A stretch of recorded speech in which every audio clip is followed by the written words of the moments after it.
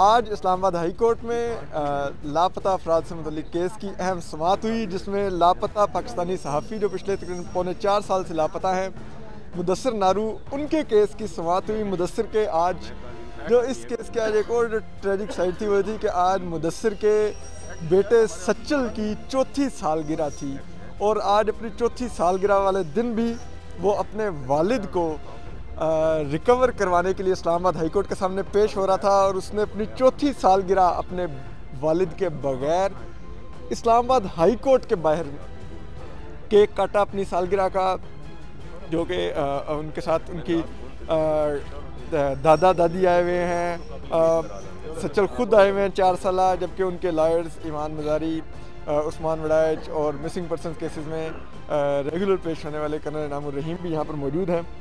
तो आज जो समाअत हुई उसमें जो जस्टिस अतर मनिल्ला थे, उन्होंने जो एक अहम बात की, उन्होंने कहा कि अगर इस मुल्क में हिरासती मराकज़ मौजूद हैं तो इसका मतलब है कि शहरियों को गैर कानूनी तौर पर लापता करने की कोई पॉलिसी मौजूद है, और अगर ये पॉलिसी मौजूद है तो इसका मतलब है कि हेड्स शुड बी रोल्ड और किसी न किसी को ज़िम्मेदार ठहराना होगा। इस पर उन्होंने लापता कर्नल इनामुर रहीम साहब ने इंकशाफ किया कि लापता अफराद कमीशन ने अपनी एक रिपोर्ट में कहा है कि उन्होंने 221 पाकिस्तानी शहरियों की जो रियासत की तरफ से लापता किए गए थे उनकी लाशें लेकर उनके लाहिकीन के हवाले की हैं। तो ये बहुत बड़ा इंकशाफ था और डेमनिंग चीज़ थी, जिसके ऊपर इवन के जस्टिस मोज़ेस चीफ जस्टिस अतर मनिल्ला जो थे वो भी शॉक हुए और उन्होंने कहा कि 221 लाशें। और ये आज अहम समाअत हुई है, इसके ऊपर हम बात करेंगे कि इस समाअत में क्या चीज़ें सामने आई हैं। हमारे साथ ईमान मज़ारी मौजूद हैं, कर्नल इनामुर रहीम साहब मौजूद हैं और उस्मान एडवोकेट हैं। तो ईमान बताइएगा, ये जो आज जो समाअत हुई और ये मिसिंग पर्सन कमीशन जो है इसका भी जो रोल है, जिसका कुछ समझ नहीं लग रही थी कि वो क्या उसके TORs हैं, ना वो कोई रिपोर्ट अदालत को दे रहा है, तो आखिर वो क्या कर रहा है अगर कोई मिसिंग पर्सन्स कमीशन को मौजूद है इस मुल्क में। ये चीफ जस्टिस साहब ने ये ऑब्जर्वेशन पिछली हेयरिंग्स पे भी दी हुई है कि जो कमीशन जिस मकसद से बना था वो मकसद था कि जो कल्चर ऑफ इम्प्यूनिटी है इसे ख़त्म किया जाए। कमीशन ऑब्वियसली उस चीज़ में नाकाम रही है, जो जिस पर्पस के लिए वो बनाई गई है वो फुलफ़िल नहीं कर सकी पर्पस। तो मेरी नज़र में तो ये कमीशन ही डिसबैंड हो जाना चाहिए, क्योंकि जिस तरह ये फैमिलीज़ को ट्रीट करते हैं ये कोई कमीशन नहीं है जो इम्प्यूनिटी को ख़त्म कर सकती है। और आप आज जो समाअत हुई है, आप लोग क्या उम्मीद कर रहे हैं? पिछली दफ़ा जो मुदस्सिर के जो वालिदैन हैं वो मुदस्सिर के बेटे के साथ जाके प्राइम मिनिस्टर से भी मिले, और आज फिर वो जो असिस्टेंट अटॉर्नी जनरल थे वो आज फिर एक वो कोई मीठी सी गोली लेके आए हुए थे कि वो हमने एक वो कमेटी बनाई थी, उसने रिपोर्ट लिखी है, वो रिपोर्ट अब वो उसके ऊपर रिकमेंडेशंस जो सी हैं वो सेक्रेटरी दिफा ने काबीना के आगे रखने के लिए दी हैं, तो एक एडजमेंट ज़रा लंबी दे दें। तो ये कोई जो कमेटी खेलते हैं, ये रिपोर्ट्स आती हैं, इनसे अभी तक कोई बरामद हुआ है कुछ? इसीलिए चीफ जस्टिस साहब ने कहा कि ये अब कमेटी से आगे बहुत आगे बात चली गई है, ये कमेटीज़ इररेलेवेंट है। वो कह रहे थे कि हम कैबिनेट के सामने ये माहिरा साजिद की जजमेंट को डिस्कस करना चाह रहे हैं। साफ नज़र आ रहा है कि हुकूमत की तरफ से कोई जवाब नहीं है, क्योंकि वो ख़ुद इस प्रैक्टिस में मुलव्विस हैं। AG साहब ने 1 महीने का टाइम मांगा था, आज फिर से वो 1-2 हफ्ते का टाइम मांग रहे हैं, यानी रियासत बिल्कुल ही नाकाम है।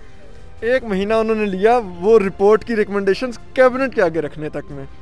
बहुत अच्छा कर्नल साहब, आपने आज जो इंकशाफ किया मिसिंग पर्सन कमीशन की रिपोर्ट का, और आपने बताया कि जो असिस्टेंट अटॉर्नी जनरल थे वो अदालत से गलत बयानी कर रहे थे और कहते सिर्फ 600 लोगों का मसला रह गया है, बाकी का रिजॉल्व कर दिया है। तो आपने बताया कि वो 600 लोगों का नहीं, 2000 से ज़्यादा लोगों का लापता का भी मसला है, और 6000 जिनको ये कह रहे हैं कि उनका इन्होंने केस रिजॉल्व कर लिया, वो भी ये गुमराह कर रहे हैं अदालत को, वो भी रिजॉल्व नहीं हुआ वो लोग। तो और 221 आपने लाशों का इंकशाफ किया कि जो लापता अफराद थे उनमें से 221 की लाशें घरों में पहुंचाई गई हैं, ये क्या? देखिए, बड़ी दुख की बात है कि डिप्टी अटॉर्नी जनरल जो स्टेट का एक रिस्पॉन्सिबल अफसर है और वो कहता है मैं बाहर इतला भी है, पता नहीं कहाँ से उसने बाहर इतला की हुई है, वो कह रहा है जी 600 लोग लापता हैं, जबकि मैंने कमीशन की रिपोर्ट जो फरवरी की है वो कोर्ट में पेश की, उसके मुताबिक कमीशन ने कहा कि 2252 लोग लापता हैं।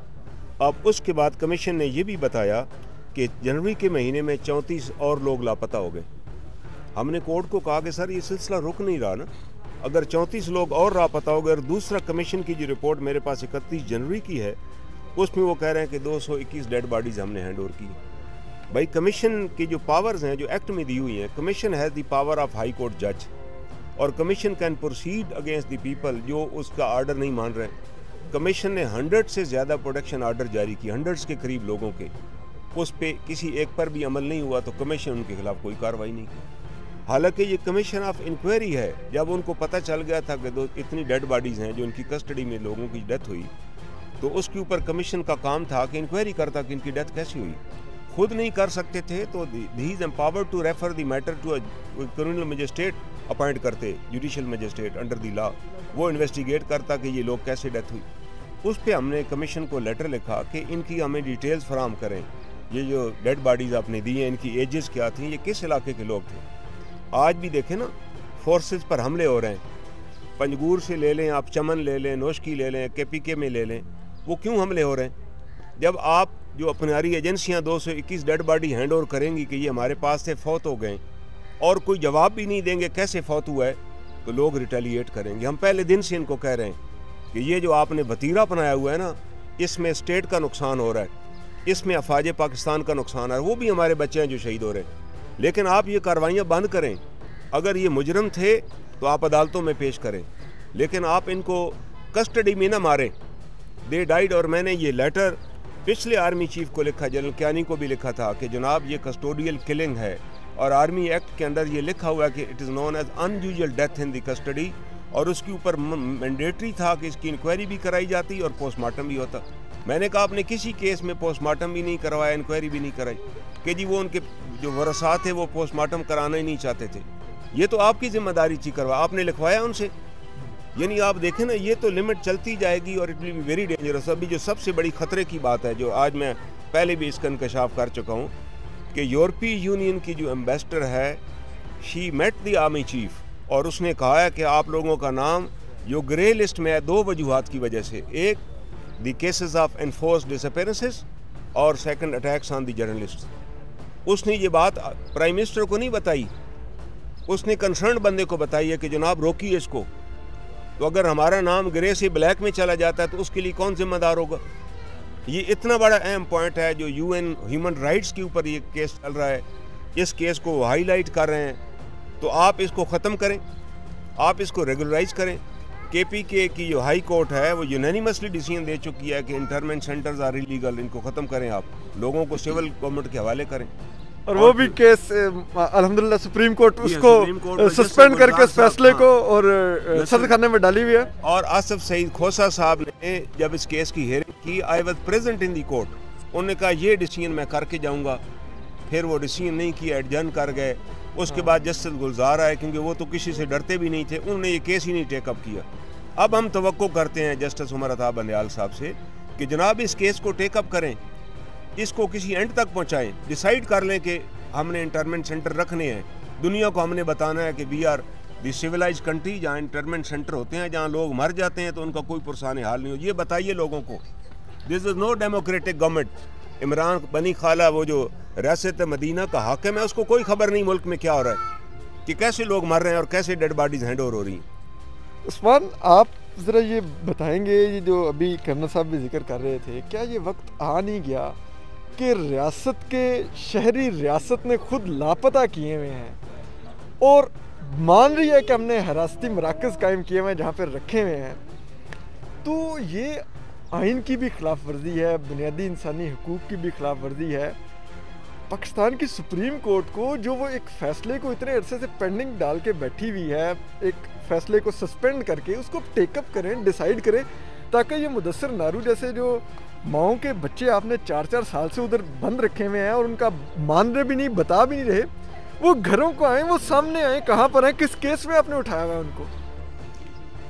तो साहब, बुनियादी तौर पे आज अदालत ने, जज साहब ने यही ऑब्ज़र्व किया है कि इससे बड़ा कोई जुर्म नहीं हो सकता कि रियासत खुद लोगों को गायब करने में और उनको अगवा करने में मुलव्वस पाई जाए, और रियासत के ऊपर जिनका काम है रियाया को, आवाम को तहफ़्फ़ुज़ फ़राहम करना, उन पे अगवा का और लोगों को गायब किए जाने का इल्ज़ाम हो।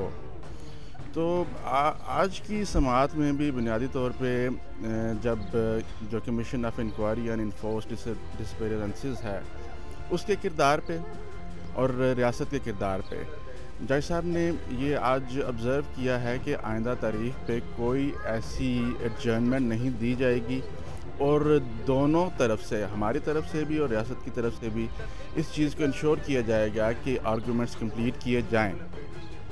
और जज साहब ने ये भी ऑब्ज़र्व किया कि कमीशन के जो TORs बने 2010 में और 2013 में कमीशन का क़याम आया, वो क्या हैं।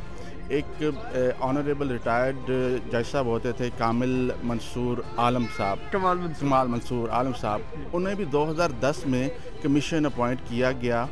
उसके TORs क्या थे, उसकी रिपोर्ट सामने आई नहीं आई, और जज साहब ने कहा कि इन्हें ये रिपोर्ट सामने लाने दें। और मैं समझता हूँ कि एक पिछली समाअत पे भी 4 हफ्तों का टाइम लिया गया, जो 2 टेस्ट केसेस थे जिसमें कमीशन ने भी होल्ड कर दिया कि इनको ये जबरी गुमशुदगी के केसेस हैं, और कोर्ट ने उन्हें टाइम दिया कि आप रिपोर्ट लेके आएँ, ये तो क्लियर कट गुमशुदगी के केस, जबरी गुमशुदगी के केसेस हैं, और 4 हफ्ते का टाइम लिया। आज भी उन्होंने टाइम लिया है, तो लेकिन आज कोर्ट ने जब ये ऑब्ज़र्व कर दिया है कि आइंदा कोई टाइम नहीं दिया जाएगा और अगली समाअत पे वी फोरसी के एक जजमेंट जो इम्प्यूनिटी पे, जो जबरी गुमशुदगी पे इम्प्यूनिटी हासिल है रियासत को, रियासती इदारों को, उस पे हम एक फोरसी कर रहे हैं कि एक जजमेंट आएगी। चलें, उम्मीद करते हैं कि जल्द चीफ जस्टिस अतर मनिल्ला कोई जजमेंट देंगे। और ये हमें मालूम नहीं, वैसे तो चीफ जस्टिस अतर मनिल्ला ने खुद भी आज कहा कि हम जितनी मर्जी डायरेक्शंस दे लें वो मीनिंगलेस होती हैं अगर रियासत खुद मुलव्विस हो अपने शहरियों को अगवा करने में। YouTube पर गूगली न्यूज देखने के लिए youtube.com की सर्च बार में गूगली न्यूज TV टाइप करें। गूगली न्यूज के पेज पर सुर्ख रंग के सब्सक्रिप्शन वाले बटन पर क्लिक करना ना भूलिए। YouTube पेज पर अपलोड होने वाली वीडियोस से बाखबर रहने के लिए बेल आइकन पर क्लिक कीजिए। आपको हर नई वीडियो के बारे में नोटिफिकेशन मौसूल हो जाएगा।